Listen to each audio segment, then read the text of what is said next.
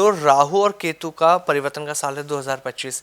अगर मैं राशियों की बात करूं तो 12 राशियों में से किन किन राशियों पर इसका प्रभाव पड़ने वाला है, आप हमें बताएं। देखो, चारों मेजर जो ग्रह हमारे हैं, जुपिटर है, राहु है, केतु है, शनि है, सभी का मेजर ट्रांजिट है इस आने वाले साल में 2025 में।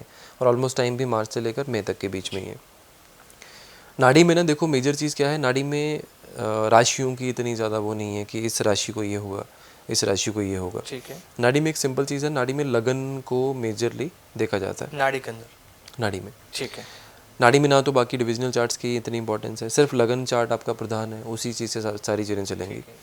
तो राशियों वाला जो फॉर्मेट है वो वैदिक में है, इसमें वो चीज़ को हम यूज़ नहीं करते। अच्छा, ठीक है। अब इसमें सिंपल चीज़ है, अगर आपका मिथुन लगन है तो मिथुन लगन के लिए क्या होगा, अगर आपका सिंह लगन है सिंह लगन के लिए क्या होगा। तो ये नाड़ी इस तरह से चलती है। क्योंकि देखो, अगर आप लॉजिकली अगर आप समझोगे, आपके जो चेंजेस आते हैं बॉडी में वो शरीर के साथ आते हैं, because of mind. Mind controller है आपका, चेंजेस बॉडी में आते हैं। अगर आपको चोट लगेगी तो कहाँ लगेगी, बॉडी में लगेगी, वही होगा ना। बिल्कुल। अब जो लगन कुंडली आपकी वो शरीर मानी जाती है, और जो चंद्र कुंडली होती है वो आपकी विचार माने जाते हैं, मन माना जाता है। लेकिन वैदिक में चंद्र कुंडली से गोचर लिया जाता है, चंद्र कुंडली ट्रांजिट उसमें लिया जाता है। तो अगर वो मन की ही आपकी धारणा को दिखा सकती है वो कुंडली किसी भी तरह से, तो आपके शरीर के साथ इतने चेंजेस होते हैं, तो उसको कैसे प्रोमिनेंट मान लें। लेकिन सर, लोगों को ये लगता है ना कि जो लगन कुंडली है वही हमारे लिए इम्पोर्टेंट हो जाती है।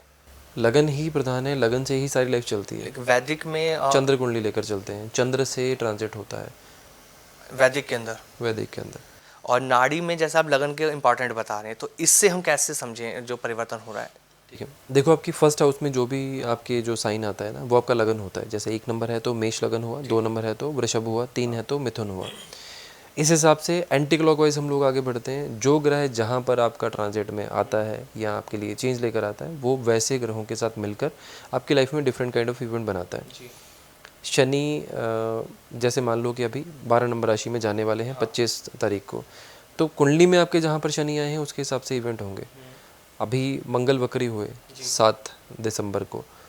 अब मैंने ऑफ स्क्रीन भी आपको बोला था कि प्रॉपर्टी के कलेश शुरू होने वाले हैं, आप देख लो। और आपने एक किस्सा डिस्कस भी कर लिया, मैंने एक किस्सा सुना था। सुबह ही सुना था आपने। जी जी। तो ये बाय डिफ़ॉल्ट चीज़ें हैं। अब बाकियों कंडीशंस में क्या चीज़ है, मंगल कहाँ का लॉर्ड है आपका, कौन सी दशा में है, मंगल उच्च का है, नीच का है, मंगल के ऊपर किसकी दृष्टि चल रही है, वो शत्रु के साथ बैठा है, या ट्रांजिट में कहाँ पर चल रहा है, ट्रांजिट में किसके ऊपर दृष्टि है, ट्रांजिट का कौन सा ग्रह इफेक्ट कर रहा है।